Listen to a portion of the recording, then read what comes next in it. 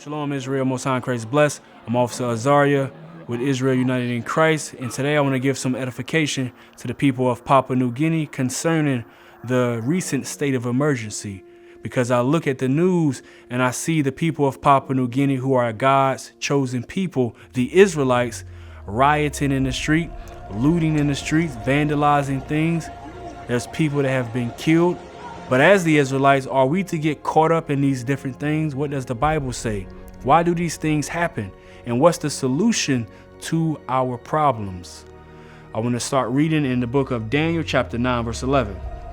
It says, "Yea, all Israel have transgressed thy law, even by departing, that they might not obey thy voice. Therefore the curse is poured upon us, and the oath that is written in the law of Moses, the servant of God, because we have sinned against him."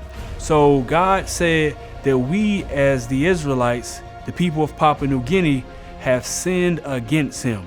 We celebrate Christmas, which is not according to his commandments. We celebrate New Year's, which is not according to his commandments. We celebrate Easter, which is not according to his commandments. We eat foods that we're not supposed to eat.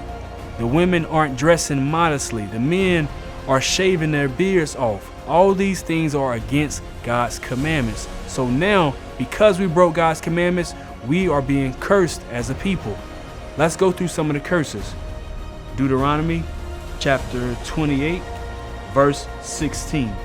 It says, "Cursed shalt thou be in the city, and cursed shalt thou be in the field." So one of the curses, God said that we would be cursed in the city and be cursed in the field. In the cities where our people live in Papua New Guinea, do we not have the worst housing? Some of the houses don't have water. Do we not have the worst jobs? Minimum wage is less than $1 USD.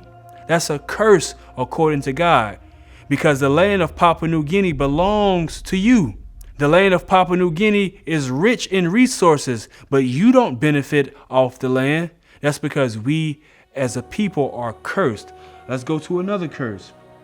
Verse 33, "The fruit of thy land and all thy labors shall a nation which thou knowest not eat up, and thou shalt be oppressed and crushed always." That's why we can work day in and day out and not have enough money to provide for our family, not have enough money for food, not have enough money for water, not have enough money for clothing.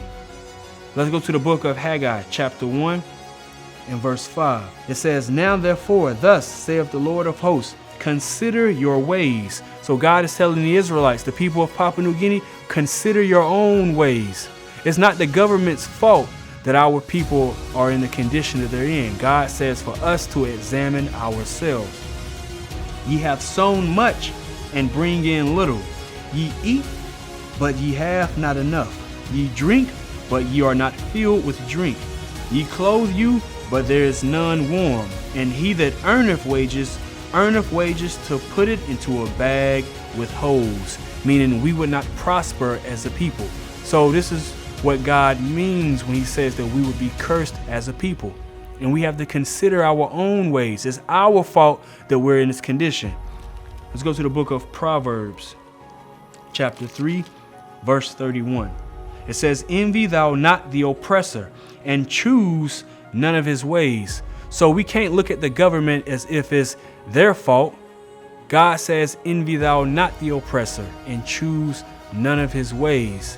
Meaning, if there's corruption in the government, corruption isn't going to solve the problem. So we can't be stealing, we can't be rioting, we can't be vandalizing things. All of these things are against God's commandment. When you read the book of Exodus, chapter 20 and verse 15, this is what it says: "Thou shalt not steal." That's a commandment from God. When we break that commandment, then bad things happen. If we never start to keep God's commandments, our condition isn't never going to change. As I was watching the videos, I went through the comment section and I kept seeing people say that we need a new prime minister. We need to impeach our prime minister. When in actuality, politics is not the answer. It's oppressive for us to think as a people that if we cast a vote and vote for someone that's running in office, that's going to help our problems. And then meanwhile, we are poor in the cities we live in. We don't have enough to eat. We don't have enough to drink. We don't have the proper clothing and shelter for our family. And meanwhile, the people that's in office have all the resources. They have all the money. That's oppressive. God never gave us politics. God said to keep his commandments in the faith of Christ. Psalms chapter 62 verse 10. Trust not in oppression, and become not vain in robbery. Meaning stealing is not the answer either. We as a people, as the Israelites, can't be stealing in the street, can't be robbing, because we have to keep God's commandments according to the book of Exodus chapter 20 and verse 15. So what's the solution? I want to go to the book of Isaiah chapter 55 verse 6 and 7.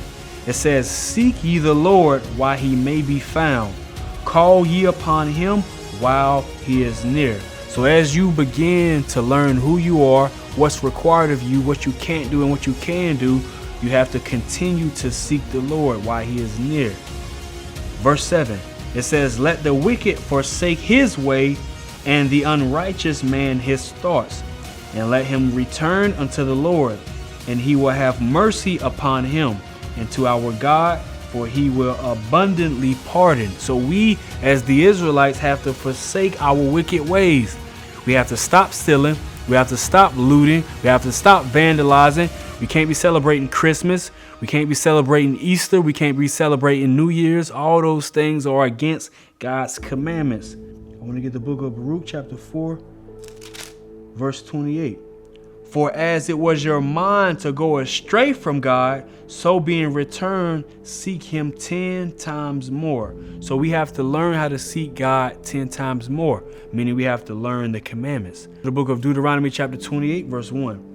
And it shall come to pass, if thou shalt hearken diligently unto the voice of the Lord thy God, to observe and to do all his commandments, which I command thee this day, that the Lord thy God will set thee on high above all nations of the earth, and all these blessings shall come upon thee and overtake thee, if thou shalt hearken unto the voice of the Lord thy God.